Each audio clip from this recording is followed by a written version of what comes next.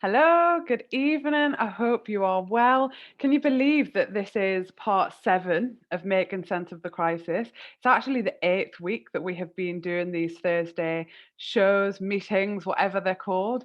And that's in some way positive because we're building up a really big audience now. And thank you so much for everyone coming back to us week after week after week. But it's also hard on the soul, isn't it? The lockdown, the partial lockdown, it is hard, and we know that everyone has had a difficult week, or almost everyone has had a difficult week in the confusion, the bumbling Q&A on Monday, the confused statement on Sunday.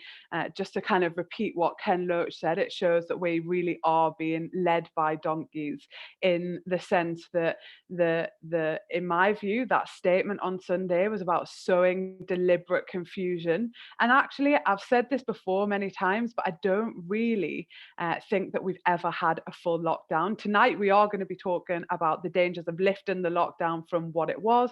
But we know, in comparison to other countries and the way their countries have locked down, it has been so much more strict than our government. And there are, of course, pressures on the government to do what they need to do for the people that they represent. And it's not always in the interests of working people, as we have seen consistently throughout this crisis. I have been joined by 3 excellent guests this evening. We have John Rees, John Hendy, and Huda Elmi, and they are all going to kind of give us their take on how they are making sense of the crisis, particularly through the guise this evening of lifting the lockdown and the dangers that there are for that. As always, we would love you to share this, because we're shameless about it. We want the People's Assembly to grow and grow and grow. We know that we can't do direct activism right now because we are respecting, and we actually think that the lockdown should stay. So we're not out on the streets, we're not able to meet and organise together, but we are able to be here tonight. We want you to tag people in that you think might be interested in this, that you might argue with. I say it every week, but it's good to have that debate, that political debate. And we are going to get onto your questions. I've been getting wrong, I'm not going to lie, for not getting to the questions quick enough and not asking as many of your questions as we'd like. So I'm going to try and get on your questions a bit quicker tonight. So I'm just gonna leave it there. I'm not gonna say any more, because we are joined by our first speaker, who is John Rees. He's one of the founding members of the People's Assembly. He's an author, activist. You probably heard him speak before. If you haven't, you are in for a treat. I'm really interested to hear your take on this, John. It's over to you. Okay, thanks very much, Laura, and thanks to everybody who's tuned in and is watching this. Let me start here. The question of the week, of course, is when would it be right to end the lockdown? The question of the week could be when would it have been right to start a proper lockdown, but that's a different issue. Let's deal with it as it's framed in the media and by the government. Well, let me give you 2 very brief ways in which we might sensibly judge when that moment had arrived. We could say, for instance, that when the infection rate for COVID and when the death rate for COVID were back down to the levels that they were when we started the lockdown, and remember, this government started the lockdown fatally late, but when they started the lockdown, perhaps that would be a moment. Let me give you the comparisons. When we started the lockdown, there had been 60 deaths that day. Yesterday, there were nearly 500. The day before that, there were nearly 600 people who died. When we started the lockdown, the number of infections that day was in the hundreds. Yesterday, the number of infections was 3,000 to 4,000. So on that metric, we are nowhere near the point where it would be sensible to herd people, if that's the right phrase, onto the tubes, into the workplaces, and to abolish, and this is what the government did, remember, to abolish the 2-meter rule in workplaces. That is a homicidal policy under these circumstances. So that's one quick way in which we could make a sensible judgment about ending the lockdown. Here's another, even quicker way. When I see hundreds of MPs getting on the Central Line or the Victoria Line during rush hour and making their way down to a crowded Commons chamber, then I'll know that it's time for the rest of us to get on the Central Line or the Victoria Line or crowded public transport and make our way to crowded offices. When that happens, then I'll believe that they are as serious about looking after our health as they seem to be about looking after their own. And I think there's a wider issue here as well. This is turning into what it was always likely to be, and that is a clash between the priorities of a state and a government who are committed to a neoliberal free market order and the rest of us. That's what this is turning out to be. There was a brief moment where, when Rishi Sunak announced the furlough scheme and so forth and so on, that the Tories began to flirt with the one nation, we're all in it together rhetoric. But this was the week where that died. This was the week where they returned to berating trade unionists, the very same trade unionists who are being lauded as key workers, as heroes of the hour by the same government not hours before. They have decided that they are going to single out the teachers' unions because the schools are absolutely critical in all this, and the Tory press and Tory politicians are now piling in on the schools. I saw a tweet from Isabel Oakeshott, who is one of the sort of leading Tory journalists this afternoon, which said, "Has anybody, have the unions, have the teachers' unions got any proof that children can not only catch the disease, but that they can transmit the disease?" Now, here is somebody who I would welcome going back to a primary school class in biology, because there you would learn that this is a disease which is transmitted in the air by breathing in and out and by touching things. And kids do breathe in and out and touch things. So yes, Isabel, of course they can transmit the disease. Not leaving aside for one moment the fact that there are now very substantial numbers of children who have got a COVID-related disease, which is puzzling epidemiologists and doctors about how it's being transmitted. So please, if you're that ignorant, if you don't understand the most basic things about how this disease is transmitted, please don't tell us to start opening the schools, opening the workplaces, abandoning the 2-meter rule, crowding onto public transport. This is going to be a very, very important battle, perhaps the most important battle that the labour movement has fought since the miners' strike. Lives are at risk in a way that they have never been in this country, short of warfare. And there are going to be big battles with the workers in the trade unionists all over the face of industry, I believe, but especially on the tubes and public transport, especially in the schools, and especially with health workers. And we've got to get behind those people. We've got to say they are absolutely right to insist that there is no return to work in anything other than 100% safe circumstances.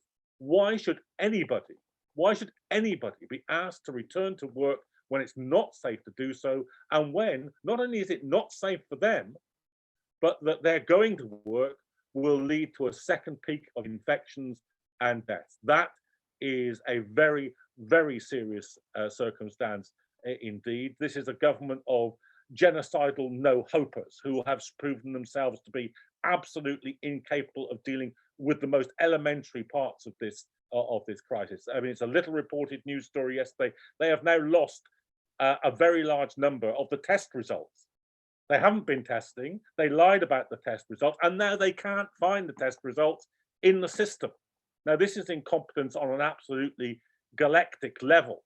So this government is unfit to govern. It's a danger to our lives, and it is really only the labour movement and the wider social movements that are standing between us and even further unnecessary deaths. Those deaths now totaling 60,000 people, according to the FT's calculations yesterday. This is a call to arms.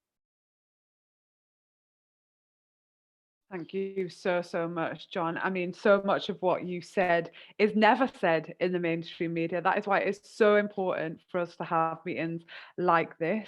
The numbers, I'm sure you've all noticed, the numbers of people who have died, each and every single one of those people is a human with a story, with a life that they had to lead, isn't figuring in the news reports. We know that the first national snapshot of COVID-19 rates has revealed that 148,000 people in England were infected with the virus over the past 2 weeks.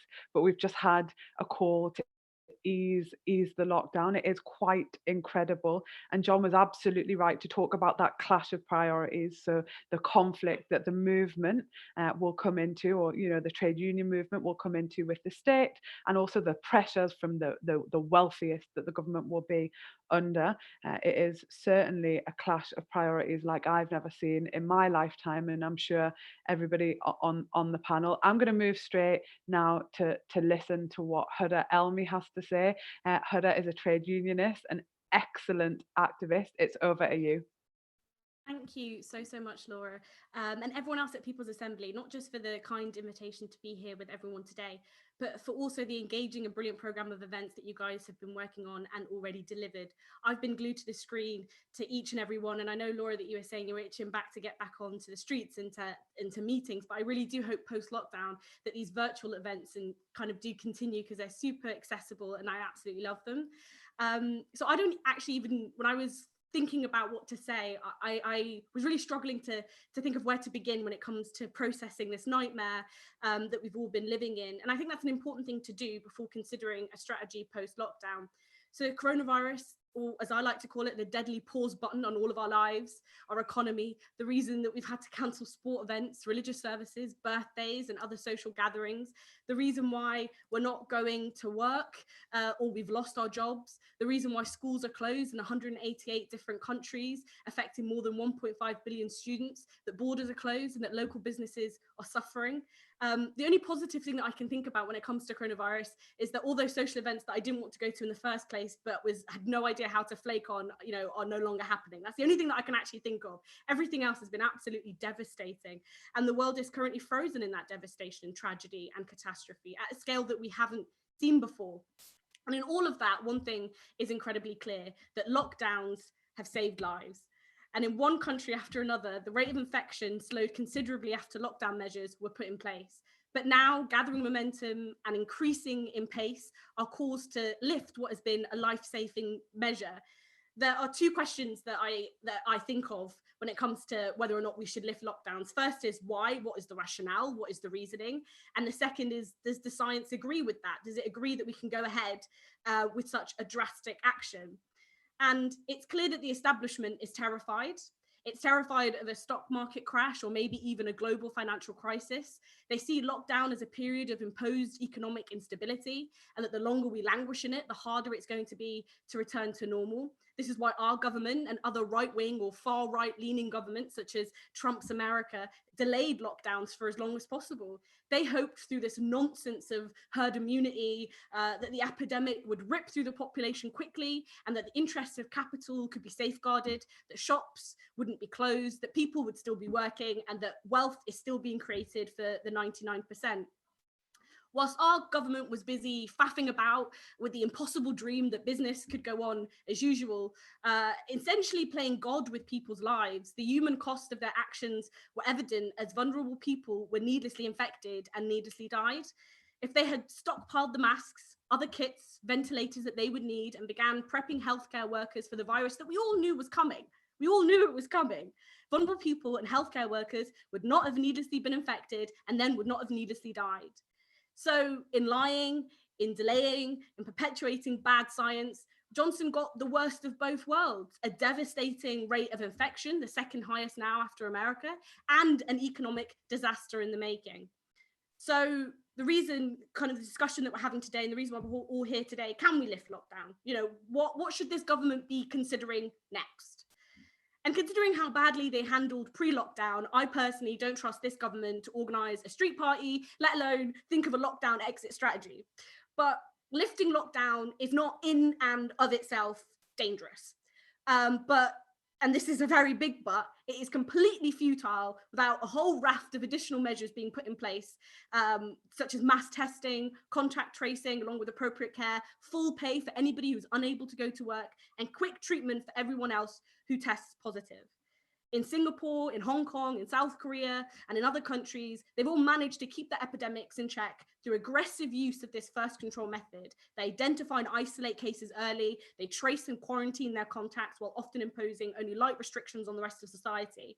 But this strategy depends on massively scaling up testing, which has been hampered here by scarcity of materials, government mismanagement, and in the case of the NHS, decades of underfunding and privatization of public services, and a real rejection of expert scientific advice. It is completely unprecedented that an alternative SAGE had to be set up and created because so many prominent and incredibly, incredible scientists were completely fed up with the nonsense being peddled by this government. So lifting lockdown now with none of the above measures in place will mean more people get sick and die. The government seems to think that we can cocoon vulnerable people, but without aggressive testing, we're all vulnerable. Lots of us will get sick and need to stay at home to self-isolate, bringing back the virus to our families. So what will we have gained by lifting lockdown? Conceivably, we might all still be at home without any of the safety nets, such as the furlough scheme in place. And of course, the implication of having to go to work will rest mostly on working class people who disproportionately work 0-hour contract jobs and live paycheck to paycheck. Just look at the rate of infection and the death of essential workers and the disregard this government has had in providing them with adequate protection, pay, or care.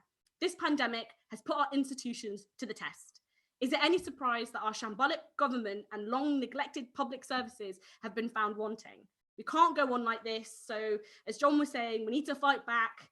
We need to join a trade union, join with thousands of other people rejecting this government's reckless risk-taking with working class people's lives. And I'll leave it there.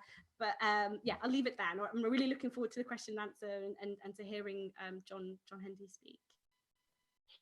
Thank you so much, Heather. I agreed with everything you said. I especially agree with this knowledge, and it's hard on the soul, isn't it, to know that there is a hierarchy of rights taking place. People that I know, people that I love, are more vulnerable, are experiencing more exposure to this virus than me, and you know, this has taken place.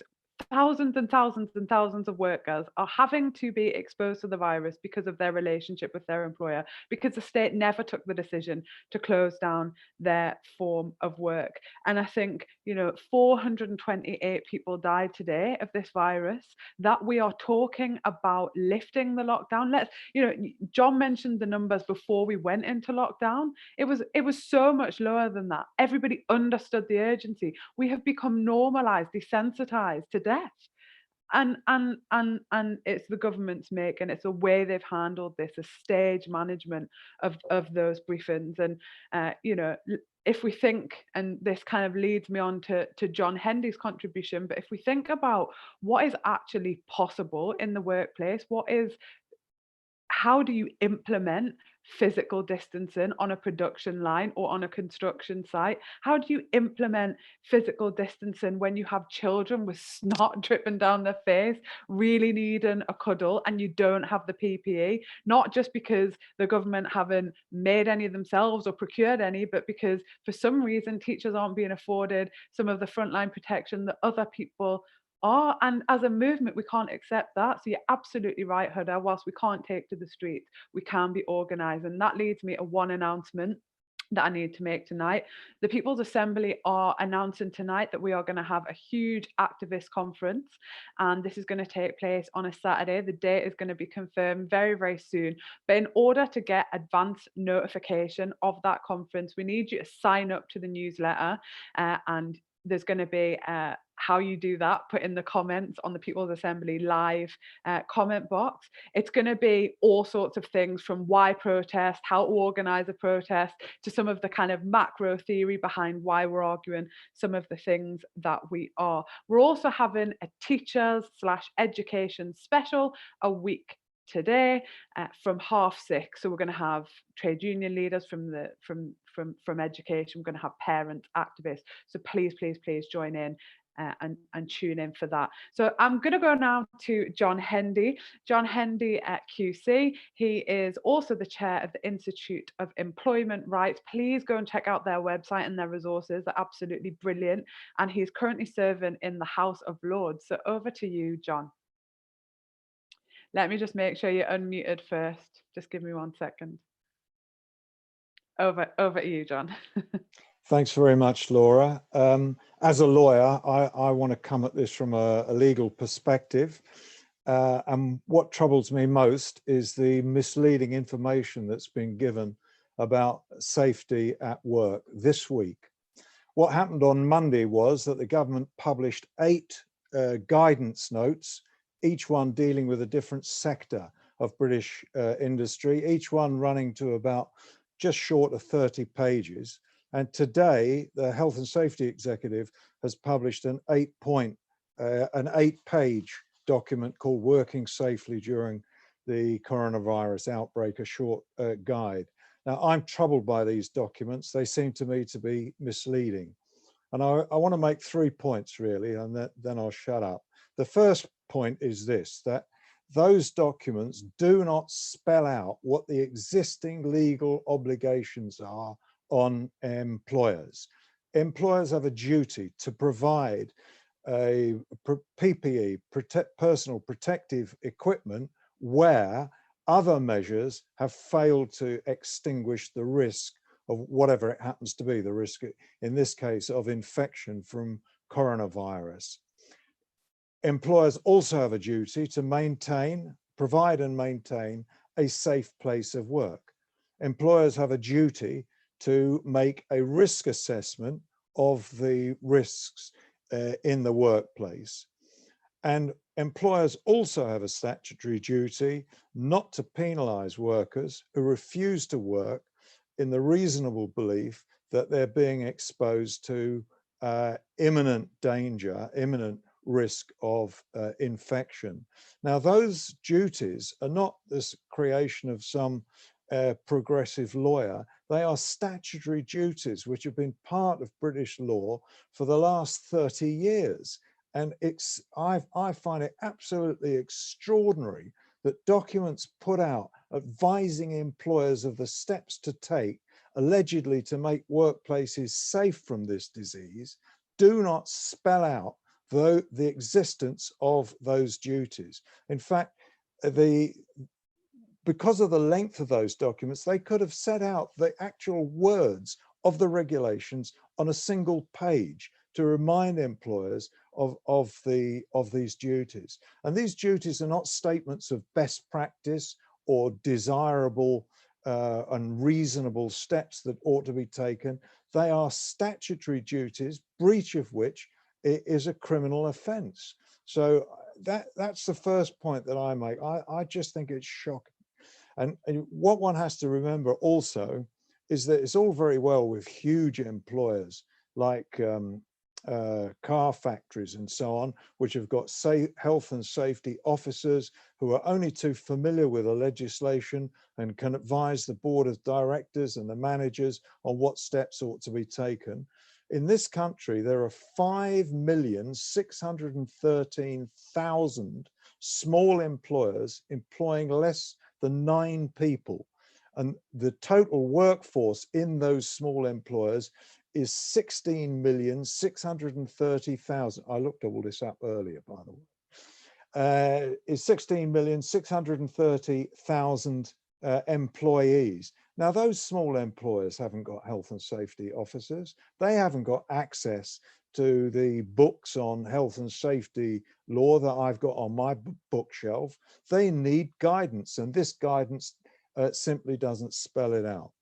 And my second point is that there's one particular aspect of the guidance which I find really objectionable, and that's this, that in each one of these documents, let me read it out to you, it's only a sentence. It says, workplaces should not encourage the precautionary use of extra PPE to protect against COVID-19 outside clinical settings or when responding to a suspected or confirmed case of COVID-19. In other words, they're saying it's only necessary to provide extra PPE against coronavirus if you work in a clinical setting as a nurse, a doctor, or in a hospital, and so on. Now, that can't be right. The duty, or the statutory duty on every employer is to provide PPE if all other measures don't eliminate the risk. And one can see immediately that there are many, many occupations. You were talking earlier about teachers in schools, where quite clearly the 2-meter rule is not going to apply. Washing the desks and so on at the end of every day is not going to eliminate the risk of infection brought into the school by a child. And therefore, clearly, extra PPE will be necessary because there's no other way of doing it. And of course, one's reminded about the tragic case which we read about this week of Belly Mujinga, the ticket officer on Victoria Station, who was spat at by a man, or said to have been spat at by a man with coronavirus, and she contracted the disease and died within 2 weeks.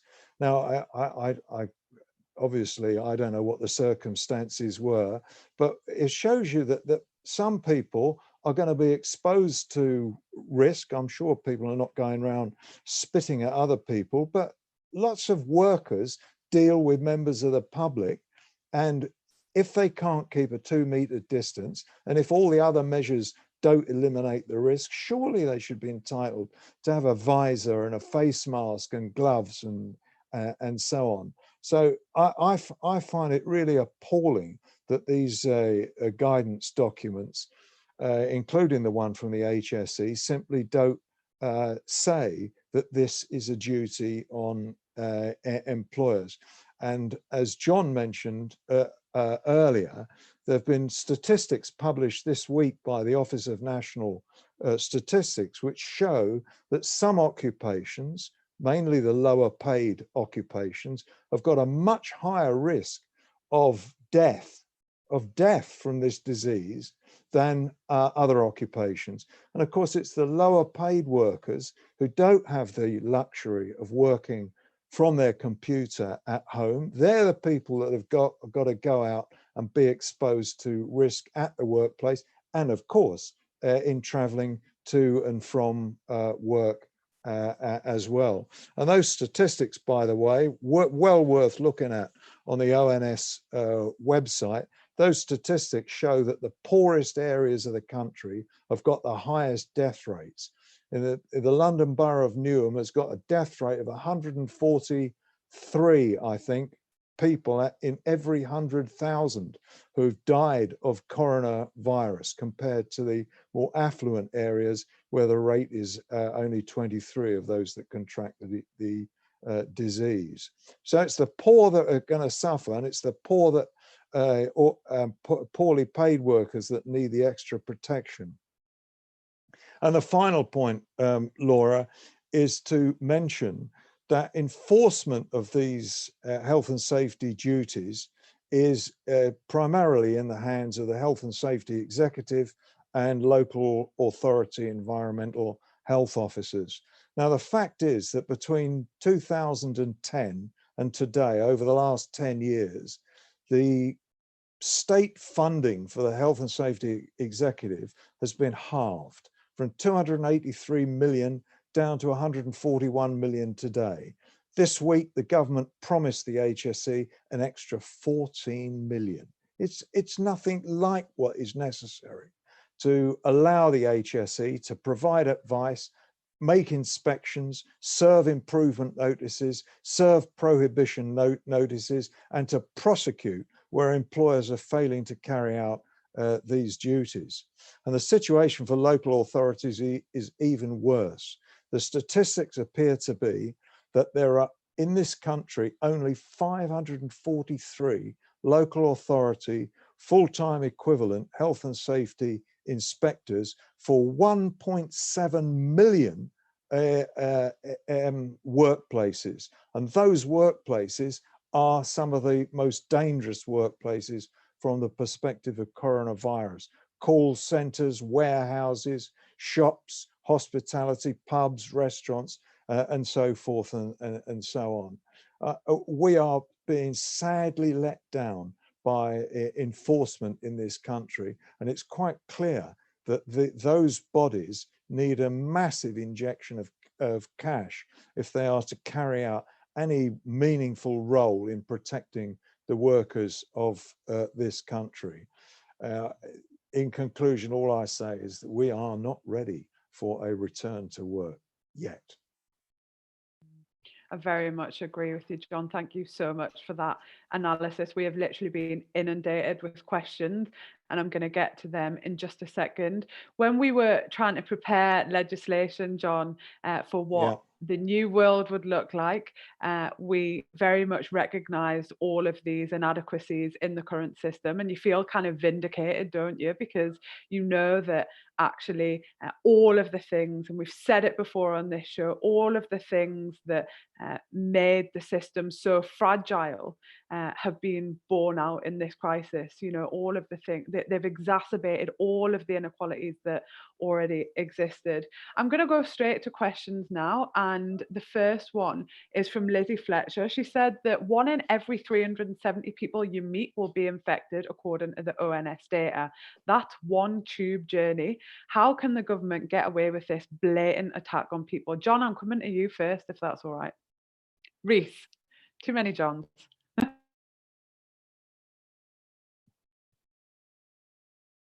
Thanks, Laura. Well, the London Tube is going to be one of the big flashpoints in this crisis. We've all seen the pictures of how it is at the moment. I know that the rail unions are involved in a very serious and tense set of negotiations with TfL about this. Partly, and this is one of the ways in which the government was so cavalier in the way that it announced the end of the lockdown. They ended the lockdown. Boris Johnson said it was going to happen the very next day, and they'd made no changes to the frequency of the tube. So they were pouring people onto the tubes without increasing the number of services. The obvious result is that the pictures that you see, that people are traveling in unsafe conditions, and then they're then told that the best thing they can do is to wear protective equipment. John tells us that you're not supposed to be wearing it in workplaces unless there's a clinical reason to do so. On the other hand, the government is telling you you've got to wear it on the tube and turn your face to the window. I mean, this would be comical if it weren't absolutely deadly. And I don't mean deadly serious, I just mean it's deadly.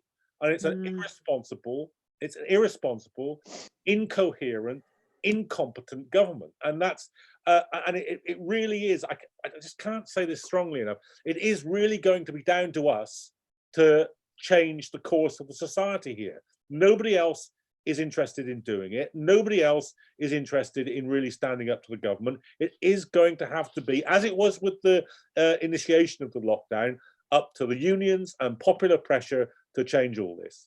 And Huda, just unmute yourself, will you? How, you know, I'm going to come to a very specific employment question for you, John, in just a second. But why do you think they get away with it? So there's these staged briefings, but we've also had a decade of austerity, and we returned a Conservative government. How are they getting away with this? It's baffling, and obviously there's the whole kind of like apparatus with the media and all of these various different kind of like all of these different avenues that were never available to us as the Labour Party or us as the Labour movement. And I think we're battling uphill for a long time to even try and get out like the most basic policies because people were not reporting them properly. But I think what has been really useful in all of this has been that even, you know, Piers Morgan and even this morning with like Holly Willoughby and Phil, like even they are turning against the government and talking about the inconsistencies and the nonsense that is, you know, and the drivel really coming from Johnson in terms of pushing people back out and wanting to lift lockdown when deaths are still rising, and fundamentally without having any kind of plan in place to make sure that they are saving lives. Every single nurse that's died, every single individual essential worker that has had to go out, forced to go out with no protection, all those people who've lost their jobs, all of that is, I think, coalescing. And I think that it kind of speaks to, as John was saying just there, the fact that the conditions for change are there. And even with the entirety of the media establishment giving them a pass, it's really kind of coming through to people that now or never, there has to be a change. And I think that is exactly where we fit in. And I think where people power kind of comes in to kind of drive policy and make a difference. And it's not just changing government. I think it's about changing fundamentally every layer of society, which is completely rigged against working class people. And I'm sure you noticed, like me, that because contrary to popular belief, I don't just have friends who are left wing. I do have friends who have different opinions to me. But I really felt a change in mood on Sunday. There was like an outpouring of "you have got to be kidding." Lots of it was humorous, like the Matt Lucas, like you can go out but you can't go out, go to work, but there's no childcare, go to work but you can't go on the train. I mean, because it is just a farce. And if it wasn't so serious, it would be comical, because this is lives. It's an absolute tragedy that we're run by these people. John, I want to come to you, if that's okay, about a really specific employment question. The person said that their company will declare bankruptcy / close down at the end of June, as they don't want to furlough anyone, and there's no money to pay the rent or staff. The question from this person is, what are they entitled to after closing down? What are their rights? They've been working for that company for almost 3 years as PAYE. What rights are people going to have in that situation? Yeah. The first point to make is quite an important one, that this furlough scheme, I'm sure everybody understands this, but this furlough scheme is left at the complete discretion of the employer. So no matter whether the workers want it or not, the employer has the choice either to furlough the workers or not furlough the workers, keep them on, or if it decides, as in this case, to close down the business. And there's nothing the workers can do about that choice to furlough or not to furlough. Now, in this in the particular case, the business has closed down. Workers do have statutory rights, and they are obviously they'd be entitled to redundancy pay. He's been employed for more than 2 years, so he's entitled to 3 years worth of redundancy pay, depending on his age. We don't know that, and so he can't work it out. But he'll be entitled to redundancy pay. He'll be entitled to unpaid holiday. He'll be entitled to notice, the payment for notice if he wasn't given full notice, and he will be entitled to any unpaid wages that he didn't receive before the business closed down, and the state will have to meet those costs. So there will be a limited protection. If there are other debts, that those won't be covered. And the fear and the anxiety of people, of course, their hands are quite literally in their lives are quite literally in the hands of the state, and it's hard to know your rights, isn't it? It's really hard. And unless you're part of a trade union, please do join a trade union if you're not in one. Trying to scrabble around individually to find out what you're entitled to and what you're not is really difficult. One of the main questions that comes up every single week, and I want all three of you to answer this if that's all right, in the most inspiring way you can, because there's people relying on you, is that we talk about, and I very much agree with John Rees, it is going to be up to us. The pressure from the wealthiest on the government versus the pressure from the people on the government, and who will win that battle is essentially it. But how do we bring about that victory? How do we bring about that change? What do people do? How do people be part of whatever you're about to suggest? What brings the victory for the movement and working people? I'm going to come to you, John Rees, again, if that's all right. Yeah, of course. Well, as I've often said, and I've certainly said it at People's Assembly meetings before now, working people really only have two strengths. They don't have money, They don't have arms. They don't have the ear of the media. They're not seen in the corridors of power, but they do have numbers and they do have organisation. And even the numbers aren't any good without the organisation. And that's why the bedrock of working class power has always been the trade union movement. And you can see it now. When people have got their backs to the wall, when it's a matter of life and death, they are flooding into the unions. I mean, people are now joining the unions in their thousands. On the evening after Boris Johnson's speech, 1,700 people there and then joined just the NEU, just one of the teachers' unions. This afternoon, the teachers' union... Keep giving speeches, Boris, is what the NEU are saying. Just keep giving the speeches. You'd have thought it might have happened before this, but at least it's happening now. This afternoon, the NEU had 2,500 school reps on a Zoom call to organise in the schools. If you listen to the people who are the ASLEF drivers on the Victoria line, they're organising leaflets and articles, distributing it amongst themselves, getting organised. Now, this is what it's going to come down to. And when they do this, as we've already seen, as we've seen in every major industrial dispute in the history of this country, the weight of the government and the media is going to come down on them like a ton of bricks. And that's where we come in. We've got to make sure that those people never feel isolated, never feel that they're doing anything that's selfish, but doing something which is in all our interests, understanding that they have our good wishes, our solidarity, and our own organisation to support them. So this is what it's about. It's about organisation, trade union organisation, social movement organisation, political education. These are the things that have always rebuilt the labour movement in times of crisis and given working people a chance to dig themselves out of the ditch and shape the future of the society. And that's what it's going to come down to. That's what it is coming down to. That's what's happening right now. Get involved in it.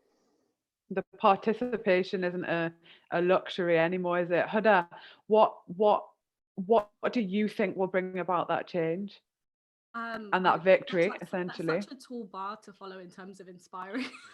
But I will say, I will pick up on one point, and that is when you were talking, John, about isolation and the need to reconnect and the need to build bonds. And I think one thing that this whole crisis has proved, you have people having, going out into their streets every single Thursday clapping, but whilst they're clapping for the NHS, also speaking to their neighbours, having conversations with people on their streets, having conversations with people that they might not have before when, logging into Zoom, kind of like big conferences, meetings, events.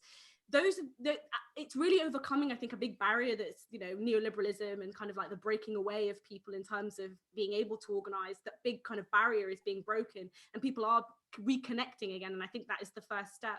I think as well as the trade unions, I think, and I'm not just saying this because obviously I'm involved in sort of like Labour Party politics, but I think it's really important to, I think, flood the Labour Party as well. Because I think when we look at it really, really saddens me, because I think when we look at the power, particularly is when Corbyn was leader, in terms of being an accurate representation of what working class people in this country need, it saddens me that at a crisis like this, at a time like this, how much that is missing from the leadership in our party. And I think if we were to flood the Labour Party again in our droves, then I think, when it comes to not just from a groundswell, when it comes to a CLP level, when it comes to kind of organising ourselves in making sure that our representatives are talking the kind of talk that we expect them to, that is for me the only way in which to hold to account when it comes to because obviously there's the government, but also I think there's Labour officials, Labour councils, there's Labour leaders, there's Labour representatives that also need to be held to account, and I think that is an important thing to do as well. But yeah, I think it just has to go back to organising. And in terms of when we talk about power, I think it can become really disenfranchising when we look at power as just being, the big people in big suits in Whitehall and in Westminster are the only people capable of any kind of change. I think we have to reorientate everything and say that you as the everyday person, you as an ordinary worker, are more powerful. And it has been decades of trying to convince you that you're not. So yeah, I think it has to come from us, and as John said, it has to be a groundswell up. And John Hendy, you've spent your lifetime looking at legislation to bring about advancements for working class people and their communities. What do you think is going to bring about the victory for our movement and our class?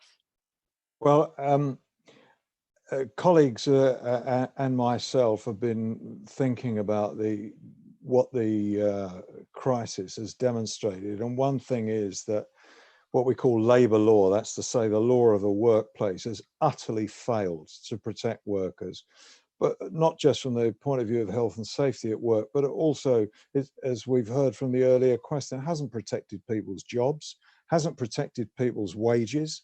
And we now know that the lowest paid workers are doing the most important work in the country. So labour law as a whole has failed.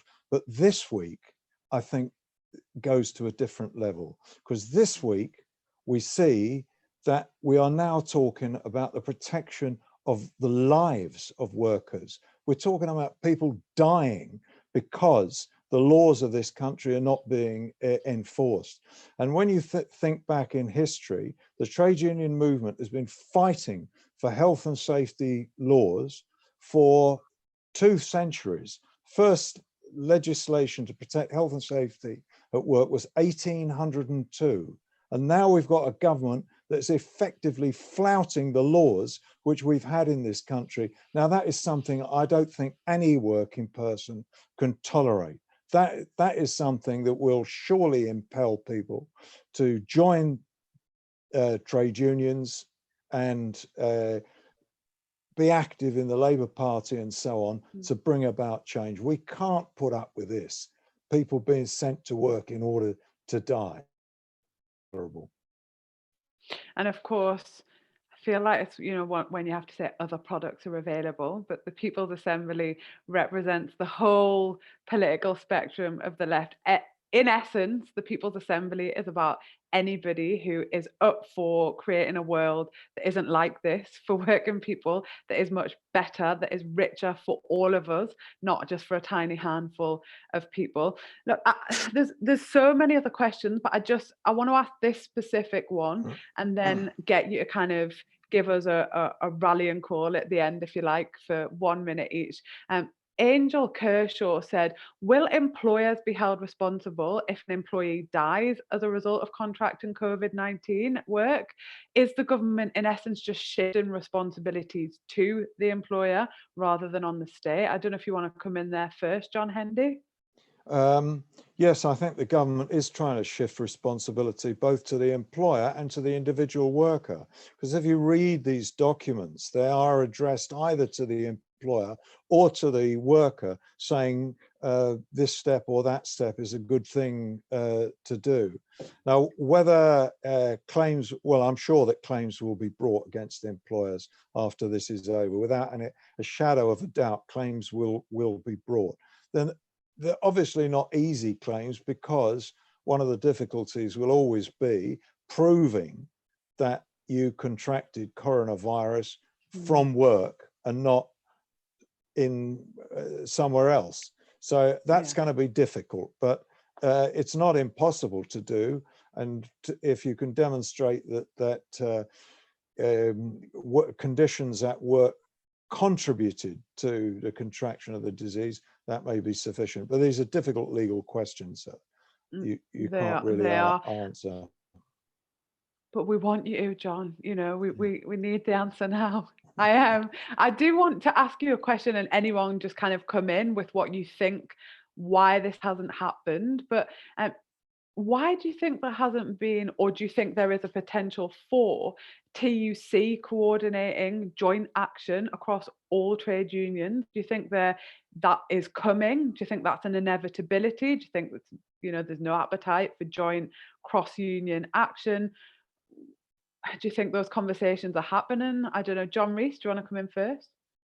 Yeah, well, I think the TUC has moved. I think the TUC was far too much into the business of talking to government and sort of becoming a conveyor belt for government views into the labour movement in the early days. But I think the way in which the teachers' union and others, really put their foot down about that has got much stronger statements coming out of the TUC recently, and that needs to continue, and that needs to be, and people need to be tough about this. The famous cartoonist David Lowe used to draw the TUC as a cart horse because it was very strong but very slow moving. And I think the cart horse needs a bit of a dig in the ribs with the spurs. It needs to understand that this is not business as usual. It's not even an opportunity.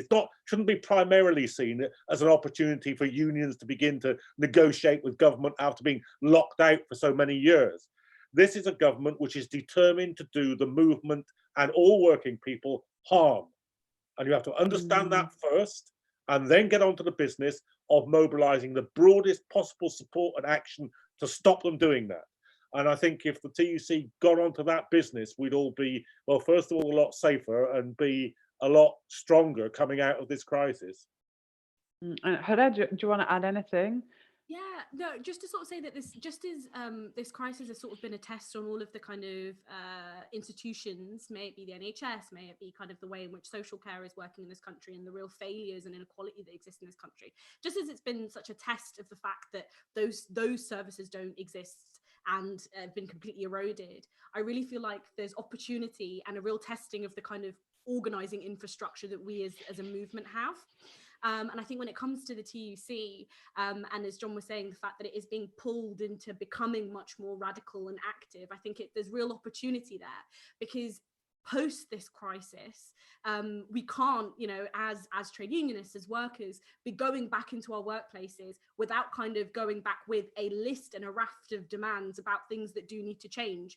We can't be going back to having our NHS being slowly privatized. We can't go back to having other kind of really important services in our country being completely and utterly eroded. I think that this has to be the beginning of a complete reorientation. And I think that is what we have to be working towards. We can't be going back to just as it was before the crisis, because if we do, we're just waiting for another crisis to kill more people. And John Hendy. Well, I imagine the trade unions are deeply shocked at the dismissive attitude taken to the health and safety laws that they fought for so many decades to put in place. I think also they're probably very, very disappointed at the government's attempt to portray the discussions they've had with the trade unions, which have been minutes or hours at most, as if there was some sort of negotiation and some social dialogue. I mean, it just didn't happen.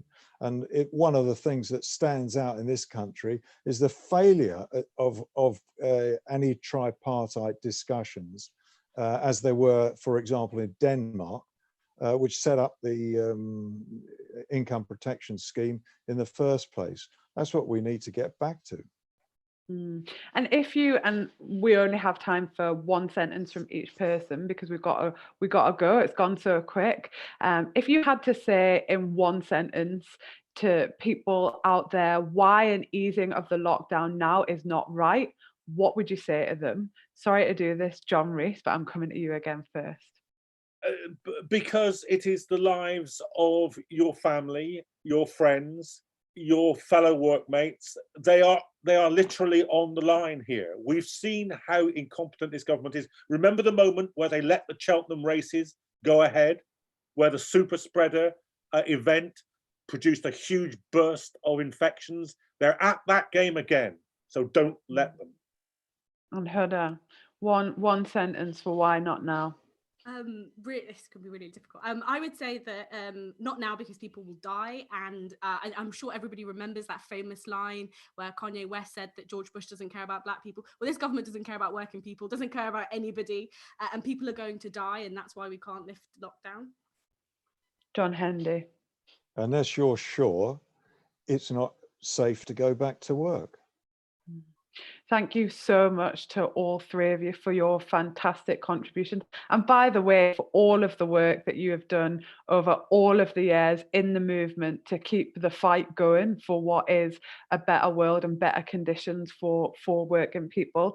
As I said, we are back next week at not exactly the same time, at 6:30 next week. So we've got a bit more time to talk to the activists, trade unionists, to the parents, to the teachers about their experiences in education for the education special. I've also got something really exciting to tell you, and I'm actually quite excited about this and a bit nervous, I have to say, But next week I'm gonna be interviewing Noam Chomsky, and it is gonna be a weekend special that's gonna be put out on Saturday.